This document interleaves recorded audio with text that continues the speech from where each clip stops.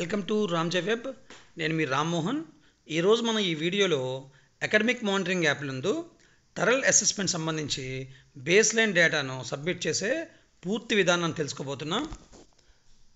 దానికి ముందుగా మనం అకాడమిక్ మానిటరింగ్ యాప్ని మనం డౌన్లోడ్ చేసుకోవాలి. ఒకవేళ గతంలో ఉన్నట్లయితే దాన్ని మనం అప్డేట్ చేసుకోవాలి.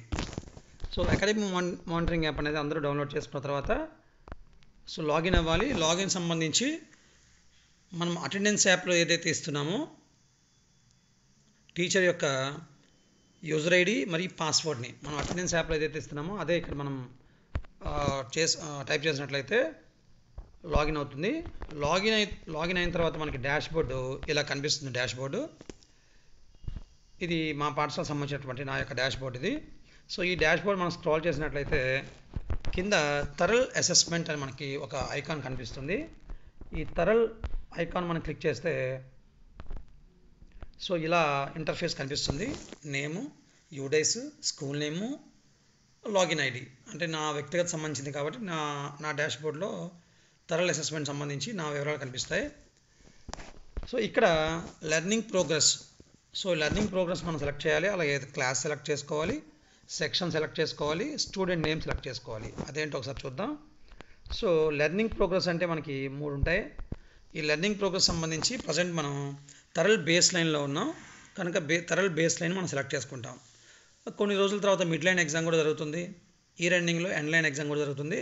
ప్రస్తుతం మనం బేస్ లైన్లో ఉన్నాం కనుక బేస్ లైన్ని సెలెక్ట్ చేసుకుంటాం. సో ఈ విధంగా లెర్నింగ్ ప్రోగ్రెస్. సో థరల్ బేస్ లైన్ సెలెక్ట్ చేసుకున్నాను. క్లాస్ ఇది 3వ తరగతి నుంచి 5వ తరగతి వరకు విద్యార్థులకు సంబంధించింది కనుక మొదటగా 3వ తరగతి విద్యార్థులు నేను సెలెక్ట్ చేసుకున్నాను. సో సెక్షన్ ఏని సెలెక్ట్ చేసుకున్నాను. స్టూడెంట్ నేమ్ కూడా సెలెక్ట్ చేసుకోబోతున్నాను.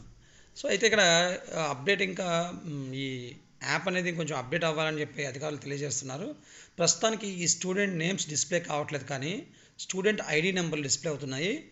మనం అటెండెన్స్ యాప్లో పిల్లలు వాళ్ళ యొక్క చైల్డ్ ఐడీలు ఉంటాయి కనుక ఆ చైల్డ్ ఐడీని మనం నోట్ చేసుకొని ఇక్కడ నమోదు చేయొచ్చు. లేకపోతే అప్డేట్ అయ్యేంత వరకు వెయిట్ చేద్దాం. సో సెక్షన్ ఏ సంబంధించి స్టూడెంట్ నేమ్ని నేను కూడా సెలెక్ట్ చేసుకుంటున్నాను. చూద్దాం అది ఎలాగో. సో ప్రస్తుతానికి స్టూడెంట్ నేమ్స్ అనేవి కనిపించట్లేదు. ఇక్కడ కేవలం స్టూడెంట్ ఐడీస్ మాత్రమే, చైల్డ్ ఐడీస్ మాత్రమే కనిపిస్తున్నాయి.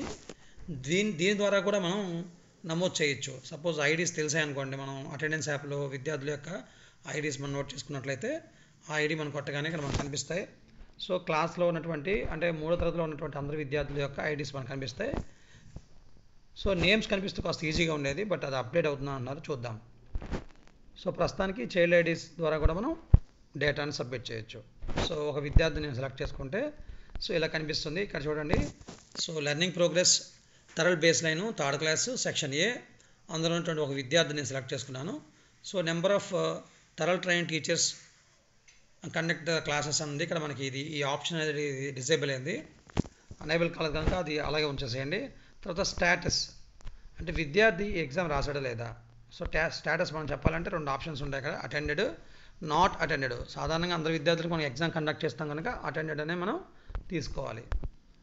సో ఎవరైనా ఆబ్సెంటీస్ ఉంటే తర్వాత రోజు కూడా మనం నిర్వహిస్తాం కనుక అందరు విద్యార్థులకు సంబంధించి మనం ఎగ్జామ్ కండక్ట్ చేయాలి కనుక అటెండెడ్ అనే తీసుకుంటాం. లేదు కొంతమంది ఏమవుతుందంటే కొంతమంది టీసీలు ఇష్యూ చేస్తాం కానీ వాళ్ళు ఆన్లైన్లో పేరు మన స్కూల్లోనే చూపిస్తూ ఉంటుంది. సో డ్రాప్ బాక్స్లో ఉంటుంది. డ్రాప్ బాక్స్లో ఉంటే ఓకే, కానీ మన స్కూల్లో టీసీ ఇచ్చినప్పటికీ మన పేరు కొన్ని స్కూల్లో ఉంటున్నాయి కనుక అలాంటి వాళ్ళకి నాట్ అటెండెడ్ అని మనకి పెట్టండి. కానీ సాధారణంగా అలా లేకుండా చూసుకోండి, ఎందుకంటే కొన్నిసార్లు టెక్నికల్ ఇష్యూస్ వస్తాయి. కాబట్టి మనం మన పాఠశాలలో నిర్వహించినటువంటి పరీక్షలో అందరు విద్యార్థులు ఈ పరీక్ష హాజరయ్యేటట్టు చూడాలి కనుక అందరు విద్యార్థులకు మనం అటెండెడ్ అని తీసుకుంటాం. తర్వాత ఇక్కడ కొన్ని వివరాలు ఉంటాయి. అటెండెడ్ అనేది మనం తీసుకున్నాం కనుక నెక్స్ట్ శాంపిల్ నెంబర్స్. ఇక్కడ శాంపిల్ నెంబర్స్ అనేవి మనకి 1 to 6 ఉంటాయి శాంపిల్స్. దాన్ని సెలెక్ట్ చేసుకోగానే మనకు డిస్ప్లే అవుతుంది 1 2 3 4 5 6 అని. ఈ 6 శాంపిల్ సంబంధించి ఇప్పుడు మనం బేస్ లైన్ టెస్ట్లో ఉన్నాం కనుక ఫస్ట్ శాంపిల్, సెకండ్ శాంపిల్ తీసుకోవాలి. ఇక్కడ 3వ తరగతి నుంచి 5వ తరగతి విద్యార్థులు మనం వరుసగా మనం లెర్నింగ్ ప్రోగ్రెస్ షీట్లో నమోదు చేసుకున్నాం కనుక ఫస్ట్ విద్యార్థికి శాంపిల్ 1, 2వ విద్యార్థికి శాంపిల్ 2, 3వ విద్యార్థికి శాంపిల్ 1, 4వ విద్యార్థికి శాంపిల్ 2 ఇలా మనం ఇచ్చుకుంటూ వెళ్ళాం. ఎగ్జామ్ కూడా కండక్ట్ చేస్తాం. సో తర్వాత లాంగ్వేజ్ సంబంధించి సెలెక్ట్ చేసుకుంటాం. తర్వాత నెంబర్ రికగ్నిషన్ సంబంధించి కూడా సెలెక్ట్ చేసుకుంటాం. చూద్దాం అదేంటో. ఇప్పుడు శాంపిల్స్ ఇందాక చెప్పినట్లుగానే ఇక్కడ మనకి ఫస్ట్ 1 2 3 4 5 6 శాంపిల్స్ ఉంటాయి. ప్రస్తుతం మనం బేస్ లైన్లో ఉన్నాం కనుక కేవలం 1 2 శాంపిల్స్ మాత్రమే అందరి విద్యార్థులకి సంబంధించి చూస్తాం. మొదటి విద్యార్థికి శాంపిల్ 1, రెండో విద్యార్థికి శాంపిల్ 2 అలా. సో శాంపిల్ సెలెక్ట్ చేసుకున్న తర్వాత లాంగ్వేజ్ సెలెక్ట్ చేసుకుంటాం.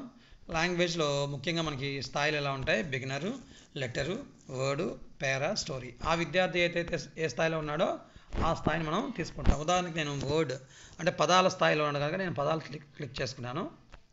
తర్వాత నెంబర్ రికగ్నిషన్ సంబంధించి కూడా మనం సెలెక్ట్ చేసుకోవాలి. అదేంటో చూద్దాం. నెంబర్ రికగ్నిషన్లో ఆ విద్యార్థి 100 నుంచి 99 అంకెలను గుర్తుపట్టగలుగుతున్నాడు కనుక నేను ఆ స్థాయిని తీసుకున్నాను. తర్వాత మ్యాథమెటికల్ ఆపరేషన్స్, మన విద్యార్థి సంబంధించినటువంటి మ్యాథమెటికల్ ఆపరేషన్స్ కూడా టెస్ట్ చేస్తాం కనుక మనం దాన్ని సెలెక్ట్ చేస్తే సో ఆ విద్యార్థి ఇక్కడ 5 ఆప్షన్లు మనకు కనిపిస్తున్నాయి. No operations, addition, subtractions and multiplications, divisions. నేను తీసుకున్నటువంటి విద్యార్థి సబ్ట్రాక్షన్స్లో ఉన్నాడు కనుక నేను సబ్ట్రాక్షన్స్ నేను సెలెక్ట్ చేసుకుంటాను. ఈ విధంగా మనం ఒక విద్యార్థి యొక్క శాంపిల్ నెంబర్, లాంగ్వేజ్లో అతను ఏ స్థితిలో ఉన్నాడు, అలాగే నెంబర్ రికగ్నిషన్లో ఏ స్థితిలో ఉన్నాడు, మ్యాథమెటికల్ ఆపరేషన్స్లో కూడా అతను ఏ స్థితిలో ఉన్నాడో మనం సెలెక్ట్ చేసి సబ్మిషన్ బట్టి కొడతాం. సో ఈ విధంగా ప్రతి విద్యార్థి సంబంధించి మనం అంటే 3వ తరగతి దగ్గర నుంచి 5వ తరగతి విద్యార్థులు అందరి విద్యార్థుల వివరాలు కూడా మనం ఈ విధంగానే నమోదు చేసి ఫైనల్ సబ్మిషన్ కొడతాం. ఈ విధంగా మనం బేస్ లైన్ డేటాని సబ్మిట్ చేస్తాం. అందరికీ ధన్యవాదాలు.